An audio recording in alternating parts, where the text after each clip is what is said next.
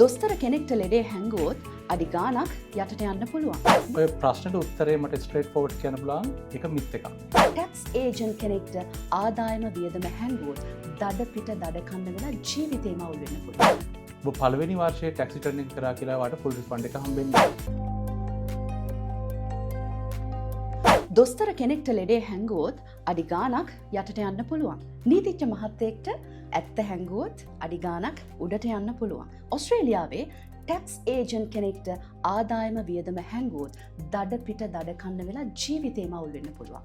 ඒ තරමටම ඔස්ට්‍රේලියාවේ ජීවත් වෙද්දී ටැක්ස් එක කියලා කියන්නේ තිතට කරගන්න ඕන දෙයක්. හරි වෙලාවට කරගන්න ඕන දෙයක්. ඒ නිසා ටැක්ස් ගැන බොහෝ දෙනා දන්න නොදන්න කරුණු ගැන අද අපි ඔයාලට කියලා දෙනවා. ඒ වෙනුවෙන් අද අපිත් එක්ක ඉන්නවා one tax accountants වෙනුවෙන් principal partner ඒ වගේම තමයි registered tax agent රංගඩි සිල්වා.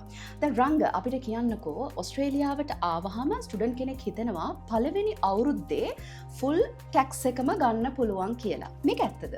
හරි සිතුවිලි හරිම කාලීන නිසා හොඳ ප්‍රශ්නයක් ඇහුවේ. දැන් අපි දන්නවා ෆෙබ්‍රුවරි ඉන්ටේක් එකක් තියෙනවා. ඉතින් ගොඩක් ඉන්ටර්නැෂනල් ස්ටුඩන්ට්ස්ලා එනවා. මෙතනදී වෙන්නේ සිතුවිලි ඔය ප්‍රශ්නෙට උත්තරේ මට ස්ට්‍රේට් ෆෝවර්ඩ් කියන්න පුළුවන් එක මිත් එකක්. ඔබ පළවෙනි වර්ෂයේ ටැක්ස් රිටර්න් එක කරා කියලා වාට ෆුල් රිෆන්ඩ් එක හම්බෙන්නේ නැහැ. ඇයි එතකොට මේ ළමයි මේක බිලිව් කරන්නේ? මෙන්න මේකයි සිතුවිලි හේතුව. ඔයා ගන්නකෝ පෙබරවාරි මාසයේ ඔස්ට්‍රේලියාවට ආපු ස්ටුඩන්ට් කෙනෙක් ගැන. ඔවුන් පෙබරවාරි මාසේ එනවා, මාර්තු මාසේ, අප්‍රේල්, මැයි, ජූනි මාස 4ක් විතර වර්ක් කරනවා. $17,000 වගේ ආදායමක් ලබා ගන්නවා.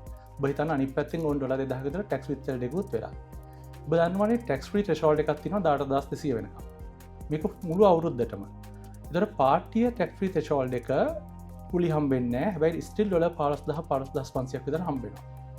ඒතර ඔවුන්ට මේ 18,000ක් ආදායම ලබන කෙනෙකුට ටැක්ස් එක වෙනවා $600ක් 550ක් වගේ.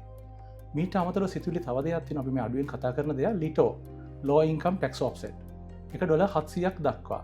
ඉතින් ඔහුට $600ක ටැක්ස් එකක් ආවත් අර low income tax offset එකෙන් මේක set off වෙලා යනවා.